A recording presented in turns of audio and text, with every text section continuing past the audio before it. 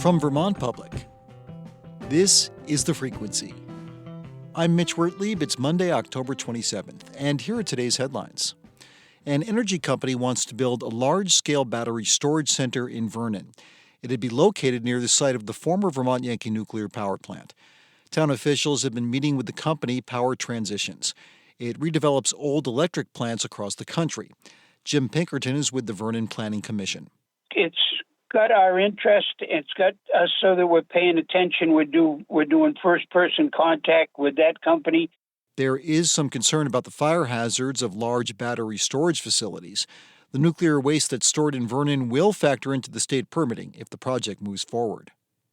Vermont House leaders say the state should fully fund the federal food and heat benefits that are in jeopardy due to the federal government shutdown. House Speaker Joel Krowinski says in a joint statement, quote, "It is beyond belief that Vermonters should have to worry about how they will feed their families and heat their homes as we enter the coldest months of the year." About 63,000 Vermonters who depend on federal food benefits could see that money go away next month. The state is also waiting on millions of dollars in federal heating assistance. Governor Phil Scott has said his team is working on a plan to continue the benefits, but he's also warned there's no guarantee the federal government will pay the state back. Scott will meet with key lawmakers this week to decide on a plan. That House call for state backing of federal food benefits comes as food shelves in Vermont say they're seeing more people than usual who need help. It comes as these organizations gear up for the winter, and amid that uncertainty about whether the federal food benefits program will run out of money. Some food banks around the state are changing how they operate to navigate the challenges. You can read more about what organizations in Rutland, Sheldon, and Williston are doing to serve their communities at vermontpublic.org. And Middlebury's Henry Sheldon Museum is partnering with Porter Medical Center for the second year to host a community altar. The Community Memory Altar aims to honor loved ones who have died. It's part of a special series put on by Porter's Palliative Support Services called Stories from the Heart. Coco Mosley is the museum's executive director. She says grief and loss unite us all. And while some come to the altar to honor relatives of friends, for others, it might be a complete stranger. Or it may be grieving for somebody far away that we've never met, a child who died in a conflict, which we saw that at the altar, that it was even broadened beyond loss in our own lives, but thinking about loss as kind of something that we experience across the world. The altar will sit on the museum's covered porch 24/7 until November 9th. Anyone is welcome to leave an item or a thought. Coming up, we visit the Chamberlain Elementary School in South Burlington to see how it was graded for its asthma prevention measures. That's after this. The Vermont Department of Health recognizes schools that take steps to reduce the potential for asthma attacks. 30 schools recently got the so-called asthma-friendly designation, with gold, silver, and bronze categories based on how many criteria they met. WAMC North Country Bureau Chief Pat Bradley spent an afternoon touring the Gertrude Chamberlain School in South Burlington to see what's being done to protect student health. Gertrude Chamberlain School is busy when I arrive. The 300-student pre-K through 5th grade school has just let out. The buses are departing, music is playing on loudspeakers, parents are picking up their kids, and staff in bright yellow vests are directing traffic. Are you Pat?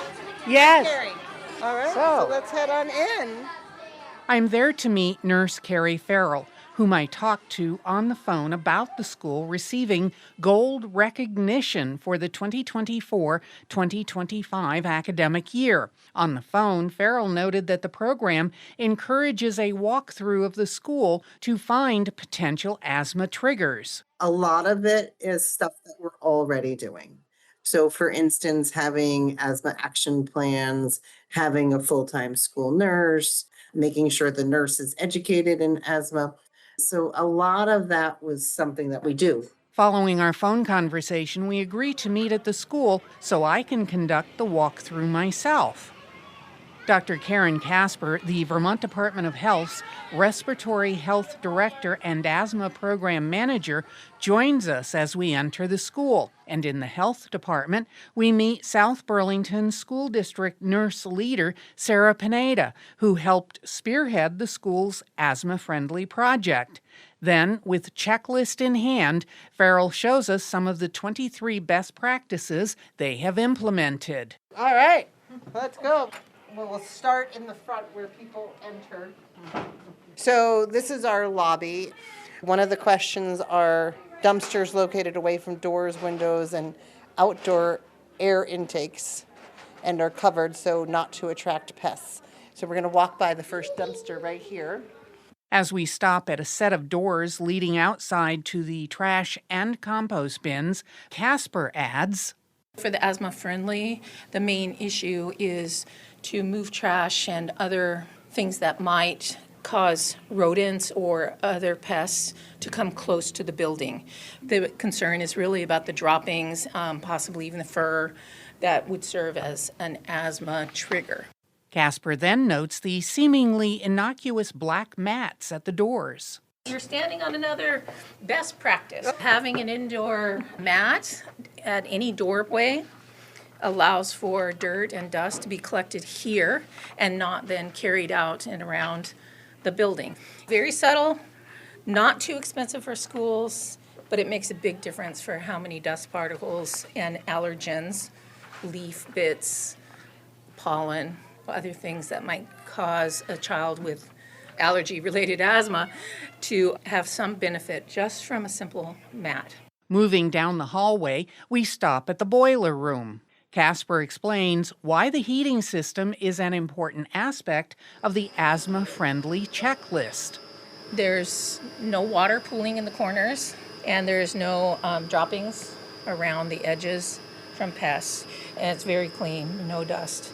And you probably have good ventilation, very little seepage, you don't have mold buildup. And if it's being well cared for, it's likely the rest of the grounds are being cared for. We leave the boiler room and head outside where kids are participating in after-school activities. Farrell notes that the students spend a lot of time outside. They go out typically for an extra break, either in the morning or the afternoon, and then for recess, PE class goes outside. Even in winter? Unless the wind chill with the temperatures -0, they are outside. We'll walk around this way. I would think being outside, there's only so much you can do to control the asthma-related triggers. What do you do outside to try to prevent that? One thing we see is a walkway and no plants or things that would cause pests to come close or pollen to be right up against the windows. Back inside, we enter the cafeteria. Pineda picks up baby wipes and shows them to Casper. We sort of landed on last year for cleaning classroom tables was just unscented baby wipes for like just regular classroom messes and things. Okay. Well, it definitely is probably milder than other products. Use by children versus adults might be a question. I might run this by our environmental health specialist just to double check the chemicals that are used in those. As we end our tour, I asked Dr. Casper why the program is called Asthma Friendly, which sounds rather welcoming to the respiratory condition. Once best practices are in place, parents, the community, staff, teachers, even kids can feel confident they can come to school, learn unhindered, because they have as few triggers or issues as possible. I'm Pat Bradley, WAMC News.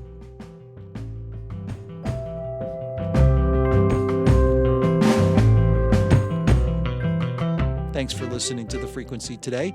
We had additional reporting from Howard Weiss-Tisman, Alicia Fries, Stephanie Colombini, who also edited today's episode, and Jen Jarecki. Our music is by Blue Dot Sessions. I'm Mitch Wertlieb. Talk to you tomorrow.